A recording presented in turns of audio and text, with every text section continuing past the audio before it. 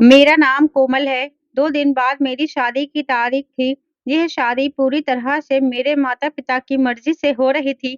मैं भी अपने माँ-बाप के फैसले पर खुश थी और उनके फैसले पर खुशी-खुशी सर झुका दिया था। मुझे तो इस बात से कोई ऐतराज़ नहीं था कि यह रिश्ता मेरे माँ-बाप की पसंद और मर्ज़ी का है, क्योंकि मैंने कभी भी अपने घर से बाहर कदम नहीं निकाला था। बाहर की दुनिया और बाहर के लोग क्या होते हैं, इसका मुझे अंदाज़ा ही नहीं था। मैंने अपनी माँ से यही सुना था कि बाहर की दुनिया बहुत ज़ालिम है, कभी भूल कर भी इस दुनिया में कदम मत रखना। यही वजह थी कि मैं बहुत हद तक डरपोक भी थी। मुझ में आत्मविश्वास की बहुत ही कमी थी और इसकी सबसे बड़ी वजह यही थी कि मैं बाहर बहुत कम निकलती थी। कभी किसी से बात करनी पड़ जाती थी तो बहुत ही मुश्किल से कर पाती थी। माँ के मुँह से मैं अक्सर यही सुना करती थी कि पता नहीं मैं दूसरे घर जाकर कैसे गुज़ारा करूँगी। 2 दिन बाद अब मेरी शादी थी, तो यही बात मुझे डरा रही थी कि पता नहीं मेरी आगे आने वाली ज़िंदगी कैसे गुज़रेगी। मगर मैंने अपनी माँ-बाप के फैसले पर सर झुका दिया था कि वह मेरे लिए जो करेंगे अच्छा ही करेंगे। आखिरकार शादी का दिन भी आ गया। पापा मेरी शादी के दिन बहुत खुश थे।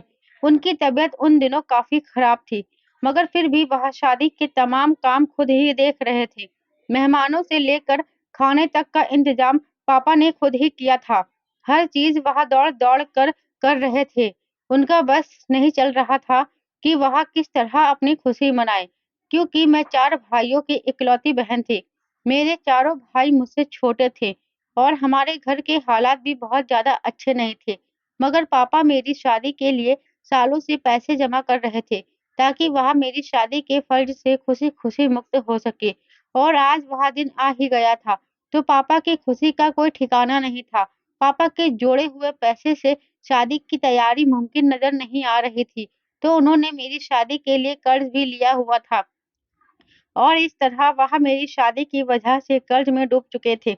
मुझे इस बात का एहसास था कि पापा मेरी शादी की वजह से कर्ज में डूब गए हैं। मैं यह भी जानती थी कि पापा के लिए यह कर्ज उतारना बहुत ही मुश्किल होगा। पापा को लेकर मैं बहुत ज़्यादा दुखी हो गई थी। खैर बहुत ही खुशी-खुशी मेरी शादी निपट गई थी और मैं ब्याह कर अपने ससुराल आ गई थी। ससुराल आई तो सबने ही मेरा बहुत ही शानदार स्वागत किया था। मेरे ससुराल वाले मुझे लेकर बहुत ही खुश थे। मैं भी तो बहुत ही सुंदर थी। कोई भी मुझे देखता तो देखता ही रह जाता था। बड़ी-बड़ी काली आँखें, दूध जैसी सफ़ेद रंगत, कमर तक आते लंबे काले बाल। यही वजह था कि मेरी माँ ने मुझे घर से बाहर बहुत कम बाहर निकाला था। जैसे ही मैंने जवानी की दहलीज पर कदम रखा, मेरे माँ-बाप को मेरी चिंता होने लगी थी। उन्हें मेरी खूबसूरती से डर लगता था कि कहीं कोई ऊँच-नीच ना हो जाए। मेरे पति ने मेरी तस्वीर तो पहले ही देख ली थी, लेकिन जब मुझे अपने सामने बैठा देखा था, तो वह दिल थाम कर रह गए थे। उन्हें विश्वास नहीं हो पा रहा था कि इतनी खूबसूरत लड़की उसकी पत्नी बन गई थी। शादी की पहली ही रात मेरे पति ने मुझे इतना प्यार दिया कि मेरे अंदर से सारा डर निकल गया था। मैं बहुत खुश थी और भगवान को धन्यवाद दिया था कि मुझे इतना प्यार करने वाला जीवन साथी मिला था। शादी का 1 दिन तो ऐसे ही गुज़र गया था, लेकिन शादी के अगले दिन पता नहीं क्यों मेरे पेट में हल्का-हल्का दर्द होने लगा। दर्द हल्का-हल्का था, इसलिए मैंने इग्नोर कर दिया, क्योंकि शादी से कुछ दिन पहले भी मेरे पेट में दर्द उठ रहा था, मगर कुछ देर यह दर्द होकर रुक गया था। कई बार मेरे साथ ऐसा हुआ था, लेकिन मैं ध्यान नहीं देती थी। आज भी इसी तरह कुछ देर तक दर्द होता रहा और फिर बंद हो गया। इस बार भी मैंने इस पर कोई ध्यान नहीं दिया, क्योंकि आज मेरा ससुराल में दूसरा दिन था। मेरा पूरा घर मेहमानों से भरा हुआ था। ऐसे में मैं किसी को कह भी नहीं सकती थी कि मेरी तबीयत खराब है। फिर हर किसी के मुँह से यही होता कि नई नवेली दुल्हन की तबीयत खराब हो गई है। बस यही सोचकर मैं चुपचाप अपनी जगह पर बैठी रही। कुछ देर बाद मेरे घर वाले भी आए थे, लेकिन दर्द था कि एक बार फिर से उठ रहा था और जिसकी वजह से मुझे बेचैनी होने लगी थी। मुझे ऐसा महसूस हो रहा था जैसे मेरी तबीयत अब धीरे-धीरे और भी ज़्यादा खराब होती जा रही है, लेकिन फिर भी मैं बर्दाश्त किए बैठी थी। धीरे-धीरे मेहमान आते गए और मुँह दिखाई की रस्म करते गए, लेकिन दर्द था कि रुकने का नाम ही नहीं ले रहा था। मैं जिस तरह से खुद को सँभाले चेहरे पर झूठी मुस्कान सजाए बैठी हुई थी। पूरा समय मेरा ऐसे ही दर्द में गुजर गया था। रात के समय घर से मेहमानों की कुछ भीड़ कम हुई थी। मेरी सास ने मुझे मेरे कमरे में आराम करने के लिए भेज दिया। कमरे में आकर सुकून का सांस लिया। सुबह से बैठे रहने की वजह से मेरी कमर अकड़ चुकी थी और पेट का दर्द भी अब तेज हो चुका था। मैं अपने कमरे में आकर खामोशी से लेट गई और दर्द के कम होने का इंतजार करने लगी। मैं सोच रही थी कि शायद दर्द खुद ही कम हो जाएगा। दर्द को कम होते देखकर मैंने सुकून का सांस लिया। मुझे शादी में बाजार का खाना खाना पड़ा था। हो सकता है इसलिए मेरे पेट में दर्द होता हो, वरना और कोई वजह तो मेरी समझ में नहीं आ रही थी और इस वजह को मैंने किसी को बताना ठीक भी नहीं समझा। मैंने रात का खाना भी नहीं खाया था। दर्द बहुत हद तक कम हो चुका था, बल्कि बिल्कुल ही खत्म हो चुका था। दिन भर की थकी हुई थी और दर्द से परेशान रही थी। बेड पर लेटते ही मुझे नींद आ गई थी। मेरा पति कमरे में आया, कब आया मुझे कुछ नहीं पता, लेकिन उसने मुझे डिस्टर्ब करना सही नहीं समझा और वहां भी मेरे करीब होकर लेट गया था। अगले दिन भी मेहमानों का आना जाना लगा रहा था, लेकिन भगवान की कृपा थी कि आज मुझे दर्द बिल्कुल भी नहीं हो रहा था। आज शादी का चौथा दिन था। शादी के हंगामे में सब थक चुके थे। घर में सभी लोग शादी की थकान उतार रहे थे। सभी लोग देर से सोकर उठे थे। मैं अभी नई नवेली दुल्हन थी, इसलिए मुझे किसी ने उठाना ठीक भी नहीं समझा था। 11 बजे के करीब ही मेरी आंख खुली तो मेरी ननद मेरे लिए नाश्ता लेकर आ गई। नाश्ता करके मैं कमरे से बाहर आ गई और घर वालों के साथ बैठ गई। तभी मुझे अपनी तबीयत फिर से थोड़ी ढीली मालूम होने लगी थी, लेकिन मैंने उस पर ज्यादा ध्यान नहीं दिया और सबके साथ हंसकर बोलकर समय गुजारने लगी। जाहिर है शादी का घर था, कुछ ना कुछ मेहमान तो अभी भी मौजूद थे। मेरे पति रोहन की दूसरे शहर से आई ताई भी अब तक घर में ही मौजूद थी। वहां मुझे ऊपर से नीचे तक अजीब नजरों से देख रही थी। उनके घूरने की वजह से मैं बहुत ज़्यादा नर्वस हो रही थी, क्योंकि जिस तरह से वह मुझे घूर रही थी, अच्छे से अच्छा इंसान भी ऐसे देखने से नर्वस हो जाता। यही वजह थी कि वहाँ बैठकर मुझे और भी ज़्यादा बेचैनी महसूस हो रही थी। तो मैं वहाँ से उठकर अपने कमरे में आ गई, क्योंकि अब मुझे वहाँ बैठना मुश्किल हो रहा था। पेट का दर्द भी फिर से बढ़ने लगा था। ऊपर से ताई की नज़रें मेरे शरीर के आर-पार होती महसूस हो रही थी। कमरे में आकर थोड़ा सुकून का सांस लिया। दोपहर हो चुकी थी तो मैं कुछ देर सोने के इरादे से बिस्तर पर लेट गई और बिस्तर पर लेटते ही मेरी आंख लग गई। मुझे कुछ पता नहीं चला। शाम में मेरी आंख खुली, लेकिन उठने का बिल्कुल भी मन नहीं कर रहा था। मगर मैं अभी नई नई दुल्हन थी। मुझे हर कदम सोच समझ कर उठाना था। माँ के घर में तो जब मर्जी चाहती तब सो जाती थी। जब मैं हाथ मुंह धोकर कमरे में आई तो अचानक मुझे अपने पेट में दोबारा से दर्द महसूस हुआ। मैंने उसे इग्नोर कर दिया और भगवान से प्रार्थना करने लगी कि हे भगवान, मेरे पेट का दर्द कम हो जाए। मगर इस बार दर्द कम होने के बजाय और भी ज्यादा बढ़ता चला जा रहा था। पेट में होते दर्द ने तेजी पकड़ ली थी। मेरी हालत खराब होती जा रही थी। मेरे अंदर अब इतनी भी हिम्मत नहीं थी कि किसी को आवाज लगाकर बताती कि मेरे पेट में दर्द हो रहा है। रोहन भी उस समय घर पर मौजूद नहीं था। काफी देर मुझे इसी तरह दर्द की तेजी से तड़प कर गुजर गए थे। काफी देर बाद रोहन घर पर आया तो उसने मेरी खराब होती हालत देखकर मुझे मेरी तबीयत के बारे में पूछा, क्योंकि मेरा चेहरा पूरी तरह पसीने से भीग चुका था। मेरे पति ने मेरी यह हालत देखी तो मुझे डॉक्टर के पास लेकर जाने की जिद करने लगा। मैं डॉक्टर के पास नहीं जाना चाहती थी, तो मैंने उससे घर में ही मौजूद कोई पेट दर्द की दवाई मंगाई, तो वह खामोश हो गया और घर में ही मौजूद पेट दर्द की दवा लाकर मुझे दे दिया। मगर दवा खाकर भी मेरे दर्द को आराम नहीं मिल रहा था। फिर कुछ समय के बाद दर्द की तेजी में कमी सी होने लगी थी, लेकिन पूरी तरह से नहीं रुका था। लेकिन फिर भी मैंने सुकून का सांस लिया। 1-2 घंटे सुकून से गुजर गए और मेरा पति रोहन भी अब रिलैक्स हो गया था। सबने मिलकर रात का खाना खाया, लेकिन मैंने बस नाम के लिए बस थोड़ा सा ही खाया था, क्योंकि दर्द मुझे अभी भी हल्का हल्का महसूस हो रहा था। रोहन ने कहा कि अगर तुम्हारी तबीयत ठीक नहीं है तो तुम अपने कमरे में जाकर आराम करो। मैं भी फौरन उठकर कमरे में आ गई थी, क्योंकि मेरा भी लेटने का मन कर रहा था। अभी लेटे कुछ ही देर गुजरी थी कि अचानक पेट में दर्द की तेज लहर उठी और मेरी चीख निकल गई थी। सब लोग मेरे कमरे में दाखिल हुए। मेरी हालत देखकर रोहन परेशान हो गया था। उसने मुझे डांट लगाते हुए कहा कि मैंने पहले ही तुमसे कहा था कि चलो डॉक्टर के पास चलते हैं, लेकिन तुम नहीं मानी। शादी का चौथा ही दिन था और मैं उनके साथ जाने से झिझक रही थी, मगर रोहन ने मेरी एक न सुनी और मुझे तैयार होने के लिए कहा और खुद भी तैयार होने लगा। मैं तैयार होकर कमरे से आई तो सास भी मेरी तबीयत को लेकर परेशान थी। उन्होंने आशीर्वाद देकर हम दोनों को डॉक्टर के पास भेज दिया। डॉक्टर के पास पहुंचकर हम दोनों अपने नंबर के इंतजार में बैठ गए। अस्पताल में तरह तरह के मरीज आए हुए थे। मेरे पेट में अब इतनी तेज दर्द था कि मुझसे बैठा भी नहीं जा रहा था। दर्द की शिद्दत से मैं परेशान होने लगी थी। मुझे किसी भी पल चैन नहीं मिल रहा था। बेचैनी थी कि बढ़ती ही जा रही थी। रोहन भी मेरी बिगड़ती तबीयत को देखकर परेशान होता जा रहा था। जब मेरी तबीयत ज्यादा ही बिगड़ी तो मेरी बारी का इंतजार किए बगैर डॉक्टर के पास पहुंच गया और उनसे बात की। डॉक्टर ने जल्दी से मुझे इमरजेंसी में पहुंचा दिया और मुझे चेक करना शुरू कर दिया। उन्होंने पूछा, कहाँ दर्द है? तो मैंने उन्हें पेट के उस हिस्से पर हाथ रखकर बताया जहाँ दर्द हो रहा था। डॉक्टर को मेरे पेट के दर्द की वजह समझ नहीं आई थी, लेकिन फिर भी उन्होंने कुछ दवाइयाँ देकर हमें घर भेज दिया। घर आकर मैंने दवाइयाँ खाई, थोड़ा सुकून मिला और मैं सो गई। सुबह तक दर्द बिल्कुल ठीक हो गया था। मैं पहले की तरह ठीक हो गई थी, मगर फिर शाम होते-होते मेरी तबीयत फिर से बिगड़ गई और मुझे फिर से अस्पताल ले जाया गया। इस बार डॉक्टर ने मेरा अल्ट्रासाउंड करवाने की सलाह दी और कहा कि अल्ट्रासाउंड की रिपोर्ट देखकर ही कुछ पता चल सकता है। और साथ ही यह भी कहा कि अल्ट्रासाउंड अभी इसी समय करवाने होंगे।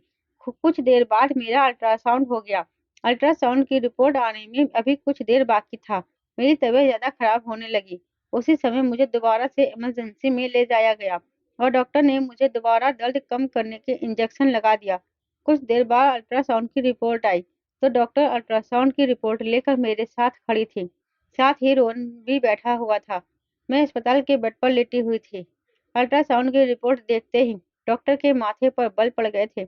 वह काफी देर तक रिपोर्ट को देखती रही, मगर मुंह से कुछ न बोली। आखिरकार रोहन ने ही डॉक्टर से पूछा कि रिपोर्ट में क्या है। डॉक्टर ने जो कुछ कहा वह सुनकर मेरे तो होश उड़ गए और रोहन भी फटी फटी आंखों से डॉक्टर की तरफ देखने लगा। मुझे अपने कानों पर विश्वास नहीं हो रहा था। डॉक्टर क्या बोल रही थी? एक पल के लिए तो मुझे कुछ समझ नहीं आ रहा था कि डॉक्टर ने आकर यह क्या कह दिया था। और जब थोड़ी देर बाद डॉक्टर की कही हुई बात मेरे समझ आई तो मेरे पैरों तले से जमीन ही निकल गई थी। मेरी हालत ऐसी हो गई थी कि जैसे मेरे शरीर में जान ही ना हो। रोहन तो पहले डॉक्टर को फटी फटी आंखों से देखता रहा।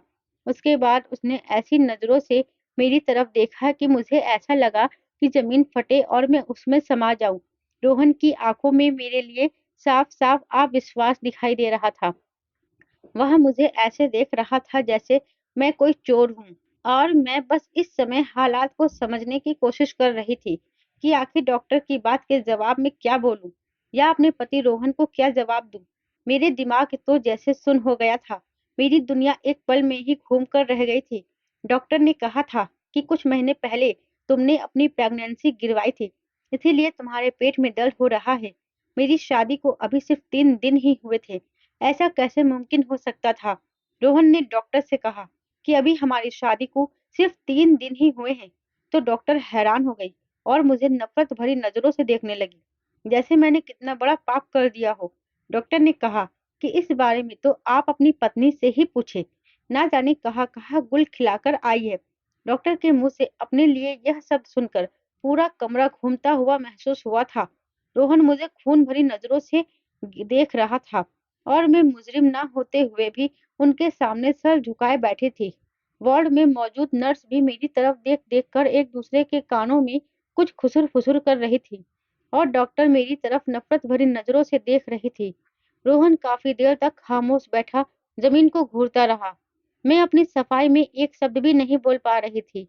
डॉक्टर ने मुझे कुछ बोलने के लिए छोड़ा ही कब था। उसने तो सीधे मेरे दामन को ही दागदार कर दिया था। मैं बस चौंक कर सहमी हुई बैठी थी। मुजरिम ना होते हुए भी मैं अपने पति से नजरें नहीं मिला पा रही थी। मुझे समझ नहीं आ रहा था कि मैं आखिर अपनी बेगुनाही का विश्वास कैसे दिलवाऊं। मुझे इस समय अपनी माँ की बात याद आने लगी। जब वह मेरे कम बोलने की आदत से परेशान हो जाया करती थी। वह ये भी ना जानती थी कि मुझ में कॉन्फिडेंस की बहुत कमी है। मुझे अपने लिए कुछ बोलना ही नहीं आता। और आज जब इतना खास मौका था, मेरे कैरेक्टर पर बात हो रही थी, मेरे चरित्र पर कीचड़ उछाला जा रहा था, मेरे दिमाग ने तो बिल्कुल काम करना ही बंद कर दिया था। आज मुझे अपनी माँ की कमी का एहसास हुआ कि मैंने अपने लिए बोलना कभी क्यों नहीं सीखा। कुछ देर के बाद एक नर्स ने आकर मुझे एक ड्रॉप लगा दी ताकि मेरे पेट का दर्द रुक सके। वह ड्रॉप लगभग 2 घंटे में खत्म हुई। ये 2 घंटे मेरी सूली पर गुजरे थे। सामने रोहन जमीन पर नजर गड़ाए बैठा हुआ था और मैं अब तक डॉक्टर की इस बात पर हैरान थी। मैं कभी प्रेग्नेंट थी ही नहीं। फिर भला डॉक्टर इतनी बड़ी बात कैसे कह सकती थी। ड्रॉप खत्म हुई तो रोहन मुझे लेकर घर आ गया। मैं लड़खड़ा रही थी। मुझे अपने पति की लाल आंखें और गुस्सा देखकर खौफ महसूस हो रहा था। प्रेग्नेंट होना तो बहुत दूर की बात थी। मुझे तो मेरे पति के अलावा कभी किसी ने हाथ भी नहीं लगाया था। मैं बिल्कुल पवित्र थी। तो भला डॉक्टर यह बात कैसे कह सकती थी। सोच सोचकर मेरे सर में दर्द होने लगा था। रोहन मुझे घसीटते हुए घर लेकर आया था। मैं अपने कमरे में चली गई थी और रोहन सीधा अपनी माँ के कमरे में चला गया था। उसने मुझे इस बारे में एक शब्द भी नहीं पूछा था। शायद वह डॉक्टर की बात पर ही विश्वास कर चुका था। मुझे एक बार भी अपनी सफाई का मौका नहीं दिया था। मैं अपने कमरे में बैठी इसी बात पर सोच सोचकर परेशान हो रही थी कि न जाने अब आगे क्या होगा। इसी उलझन में बैठे आंसू बहा रही थी कि तभी कमरे का दरवाजा खुला और रोहन के साथ उनकी माँ भी कमरे में दाखिल हुई। और कमरे में आते ही रोहन की माँ ने मुझे कोसना शुरू कर दिया था कि कैसी चरित्रहीन बहू उनके पाले पड़ गई है। उन्होंने मेरे सामने ही मेरी माँ और पापा को फोन लगाया और उन्हें ना जाने कितनी बातें सुनाई और साथ ही यह भी कहा कि आकर अपनी बेटी को ले जाओ। वह ऐसी आवारा और चरित्रहीन बहू को अपने घर में नहीं रख सकते। इस मामले में रोहन भी खामोश खड़ा था। वह बस खामोशी से अपनी माँ को मेरी माँ और पापा से बातें करते हुए सुन रहा था। मेरी आत्मा जैसे अंदर ही अंदर चीख रही थी। मैं अपनी सफाई में कुछ बोलना चाहती थी, लेकिन मेरे मुंह से कुछ भी नहीं निकल रहा था। हाँ, मेरी आंखों से आंसू जरूर बह रहे थे। मुझसे किसी ने एक शब्द भी नहीं पूछा और सीधा अपना फैसला सुना दिया था।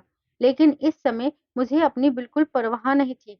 सबसे ज्यादा परवाह मुझे अपने माँ-बाप की थी कि यह सब सुनकर उनके दिल पर क्या गुजर रही होगी। मैं जानती थी कि मेरे पापा ने मेरी शादी कितनी मुश्किलों से की है, कितनी जगह से उन्होंने कर्ज लिया था। कर्ज उतारना तो दूर की बात थी, अभी तो उन्हें इस बात की जानकारी नहीं थी कि आखिर कितना कर्ज हो चुका है। शादी के चौथे दिन ही तमाशा हो गया था। मेरी सास लगातार मुझे बातें सुना रही थी और ना जाने कौन-कौन से घटिया शब्द मेरे लिए इस्तेमाल कर रही थी। रोहन की आंखों में तो खून उतर आया था। वह मुझे नफरत और गुस्से भरी निगाहों से घूर रहा था। वह तो मुझे तलाक देने के लिए तैयार बैठा था। बस मेरी मम्मी-पापा का इंतजार कर रहा था। मैं डरी सहमी सी एक कोने में मुजरिम बनकर खड़ी थी। मेरी सास तो इसी बात का भगवान को धन्यवाद कर रही थी कि जल्दी उन लोगों के सामने मेरी सच्चाई खुलकर आ गई और उन लोगों की मुझसे जान छूट गई। कुछ देर बाद मेरे मम्मी-पापा बदहवासी सी हालत में मेरे ससुराल पहुंच गए थे। हम सब लोग उस समय हॉल में मौजूद थे। हर तरफ से मुझ पर ताने पड़ रहे थे। वहां पर मौजूद हर आदमी मुझे चुभती हुई और नफरत भरी निगाहों से घूर रहा था। मैं बस कोने में सुकड़ी सिमटी खड़े रोए जा रही थी। बस रोने से मतलब था। इसके अलावा मुझे कुछ भी समझ नहीं आ रहा था कि क्या करूं।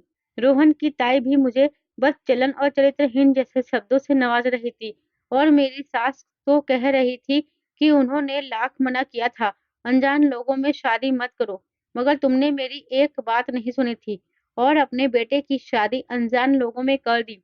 रोहन की ताई रोहन की इस शादी के खिलाफ थी क्योंकि वह रोहन की शादी अपनी मर्जी से करवाना चाहती थी। लेकिन मेरी सास जिद पर अड़ी थी कि मैं रोहन की शादी अपनी पसंद से करूंगी।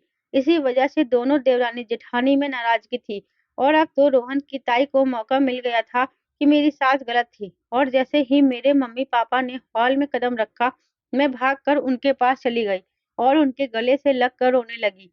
मम्मी मुझे चुप कराने लगी, मगर मेरे रोने में और भी ज्यादा तेजी आ गई। इतने घंटे तक मुझ पर जो कयामत बीत रही थी, अब वह आंसुओं की सूरत में बाहर आने लगी थी। मेरे मम्मी-पापा को मेरी सास ने अपने सामने बैठाकर ना जाने कितनी बातें सुनाई थी कि आपने क्यों अपनी बदचलन बेटी को उनके माथे ठोक दिया। मेरी माँ मेरे चरित्र की कस्में खा रही थी और पापा जैसे सर झुक गया था। उस पर मेरे पापा मुझे और भी ज़्यादा कमज़ोर और बूढ़े नज़र आने लगे। मेरी मम्मी मेरी सास और मेरे पति को यही विश्वास दिला रही थी कि ज़रूर कोई गलतफ़हमी हुई है। उनकी बेटी बिल्कुल भी ऐसी नहीं है, मगर वह लोग कोई भी बात, कोई भी सफाई सुनने को तैयार ही नहीं थे। उनकी बस यही रट थी कि अपनी बेटी को भी यहाँ से ले जाओ। अब वह लोग एक पल के लिए भी मुझे इस घर में बर्दाश्त नहीं करना चाहते थे। रोहन का भी गुस्से से बुरा हाल था। उन्होंने मेरा हाथ पकड़कर मेरे पापा के हाथ में दे दिया और कहा कि आप इसे अपने घर लेकर जाएं। मैं इसे अब और अपने घर में बर्दाश्त नहीं कर सकता। कुछ ही दिनों में आपके घर तलाक के पेपर आ जाएंगे। तलाक की बात सुनते ही मेरे पापा ने रोहन के पैरों में अपना सर रख दिया और उनसे कुछ समय की मोहलत मांगी।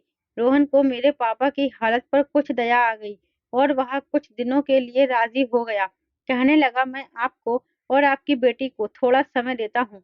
अगर आप लोग अपनी बेटी की बेगुनाही साबित नहीं कर सके, तो फिर मैं इसे अपने साथ नहीं रखूंगा और हमें इसे तलाक देकर आपके घर भेज दूंगा। मेरे और मेरे मम्मी-पापा के लिए यहाँ थोड़ा-सा समय ही बहुत था। इतने समय में मैं अपनी बेगुनाही साबित कर सकती थी। मेरे मम्मी-पापा मुझे लेकर घर आ गए। मेरे घर में अलग ही कोहराम मचा हुआ था। अभी शादी को चौथा ही दिन था और मेरे पति की ज़बान पर तलाक देने की बातें थी। ऊपर से मेरे चरित्र पर भी कीचड़ उछाला गया था। मुझे कुछ भी समझ नहीं आ रहा था कि आगे क्या होगा। मेरे भाइयों ने डॉक्टर की कही हुई बात सुनी तो वह तो गुस्से से पागल ही हो गए थे और मुझे मारने के लिए बढ़े। कहने लगे कि तुमने सारे ज़माने में हमारी नाक कटवा दी, हमें कहीं भी मुँह दिखाने के लायक नहीं छोड़ा। लेकिन मैं तो बस रोए जा रही थी। मैं जब अपने पति और सास को ही कोई सफाई नहीं दे पाई थी, तो अपने भाइयों को क्या सफाई देती। मेरे मुँह से तो एक शब्द भी नहीं निकल रहा था। मम्मी और पापा ने बीच में आकर मेरे भाइयों के हाथ रोक लिए थे। देखते ही देखते यह खबर पूरे खानदान में फैल गई कि मैं शादी से पहले ही प्रेग्नेंट हो चुकी थी। ये खबर सुनते ही सब लोगों ने अपने दांतों तले उँगली दबा ली थी। मम्मी-पापा रात भर इसी सोच में अपने कमरे में बैठे रहे। मेरे आने वाले फ्यूचर के बारे में बातें कर रहे थे और मैं अपने आने वाले कल के बारे में सोचकर परेशान हो रही थी। पूरी रात जागते हुए आंखों ही आंखों में कट गई थी। मुझे एक पल के लिए भी चैन नहीं मिल रहा था। सुबह जब मैं अपने कमरे से बाहर आई तो मम्मी पापा तैयार बैठे थे। मुझे देखकर मम्मी ने कहा कि तुम भी तैयार हो जाओ। मैंने मम्मी पापा से कोई सवाल नहीं किया और दोबारा अपने कमरे में जाकर तैयार हो गई। अपना हुलिया ठीक करके जब मैं बाहर आई तो मम्मी ने मुझे बताया कि वह मुझे लेकर दोबारा उसी डॉक्टर के पास जा रहे हैं ताकि मेरा दोबारा से चेकअप करवाया जाए, क्योंकि मेरे मम्मी पापा को बिल्कुल विश्वास नहीं था कि ऐसा भी हो सकता है। मेरे मम्मी पापा को मेरे ऊपर विश्वास था क्योंकि मेरी पूरी जिंदगी उनके सामने ही तो गुजरी थी। मम्मी पापा मेरे चरित्र से अच्छी तरह वाकिफ थे। वह चाह कर भी मेरे ऊपर शक नहीं कर सकते थे। रात भर बैठकर दोनों ने यही सोचा था कि उस डॉक्टर को मुझे दोबारा दिखाया जाए ताकि हकीकत खुलकर सामने आ जाए। हम लोग दोबारा हॉस्पिटल पहुंच चुके थे। मेरे पति को भी पापा ने फोन करके हॉस्पिटल ही बुला लिया था। रोहन आना नहीं चाहता था, मगर पापा ने ज्यादा ही जोर दिया तो वह खामोशी से आ गया। अस्पताल में जब मेरा रोहन से सामना हुआ तो उसने मेरी तरफ देखना भी गवारा नहीं किया। मैं अपने आंसू पीकर रह गई। जब हमारा नंबर आया तो मैं मम्मी के साथ डॉक्टर के पास गई। डॉक्टर मुझे देखते ही पहचान चुकी थी, मगर जब मेरी माँ ने उन्हें विश्वास दिलाया कि ऐसा हो ही नहीं सकता कि मेरी बेटी शादी से पहले प्रेग्नेंट हो गई हो, मैंने भी डॉक्टर को बहुत विश्वास दिलाया कि मैं बिल्कुल पवित्र हूँ। प्रेग्नेंट होना तो दूर की बात थी, तो डॉक्टर भी कुछ सोच में पड़ गई और उसने दोबारा से मेरा अल्ट्रासाउंड लिख कर दिया। मैं मम्मी के साथ दोबारा अल्ट्रासाउंड रूम में पहुंच गई थी। अल्ट्रासाउंड करवा कर फ्री हुई तो डॉक्टर ने कुछ देर बाद रिपोर्ट लेकर मिलने को कहा। यह समय मैंने जैसे सूली पर गुजारा था। अगर आज भी अल्ट्रासाउंड की रिपोर्ट में ऐसा ही कुछ आता तो मेरा घर तबाह और बर्बाद होने से कोई नहीं बचा सकता था। यही वजह थी कि मेरा दिल भगवान से रो रो कर प्रार्थना कर रहा था कि अल्ट्रासाउंड की रिपोर्ट बिल्कुल ठीक हो और जो सच है वही कुछ सामने आए, वरना मेरा घर तो बर्बाद हो जाएगा। साथ ही साथ मेरी बहुत बदनामी भी होती। मैं समाज में बदनाम होकर रह जाती। यह ऐसी बदनामी का डर था जो जिंदगी भर मेरे दामन में नहीं छोड़ सकता था। कुछ ना करके भी मैं सबकी नज़रों में मुजरिम बनी हुई थी और उस समय कोई नहीं समझ सकता था मेरे दर्द को। अपनों की आंखों में मैंने अपने लिए अविश्वास देखा था, जिनकी वजह से मेरा दिल खून के आंसू रो रहा था। कुछ देर में अल्ट्रासाउंड की रिपोर्ट आ गई और रिपोर्ट लेकर मैं डॉक्टर के पास गई।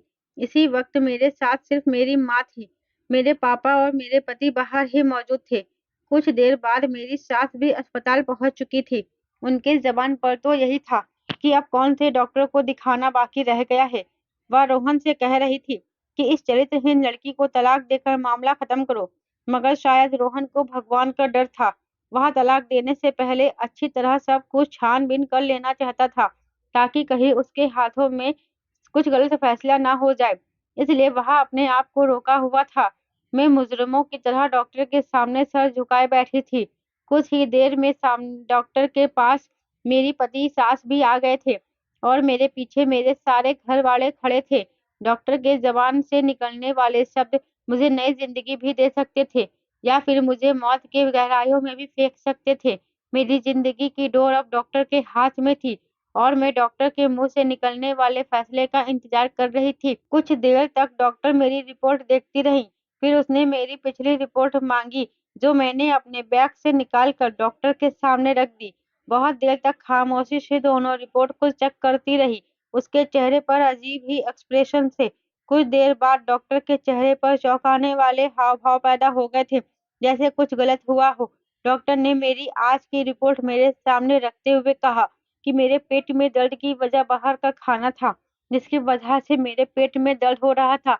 मेरे लीवर पर सूजन आ गई थी, तभी इतना दर्द हो रहा था। डॉक्टर ने मेरी माँ से कहा कि आपकी बेटी प्रेग्नेंट नहीं थी। मेरी सास ने फौरन कहा कि पिछली रिपोर्ट में आपने तो बताया था कि यह प्रेग्नेंट थी। तो डॉक्टर ने जो बताया उसे सुनकर मेरे पैरों से जमीन निकल गई थी। डॉक्टर ने कहा कि पिछली रिपोर्ट नाम की वजह से गड़बड़ हो गई थी। मेरा नाम कोमल श्रीवास्तव था और जिस औरत की रिपोर्ट मेरे पास थी, उसका नाम भी कोमल श्रीवास्तव था। उसका कुछ महीने पहले ही मिसकैरेज हुआ था, जिसकी वजह से उसके पेट में दर्द था। नाम एक जैसे होने की वजह से यह सारी गलतफहमी हुई थी। डॉक्टर ने अपनी गलती मानकर हम सबसे माफी मांगी। मेरा दिल तो उस समय भगवान को याद करके रो पड़ा था। पति और सास शर्मिंदगी से सर झुकाए खड़े थे, तो मेरे पापा ने आगे बढ़कर मुझे गले से लगा लिया।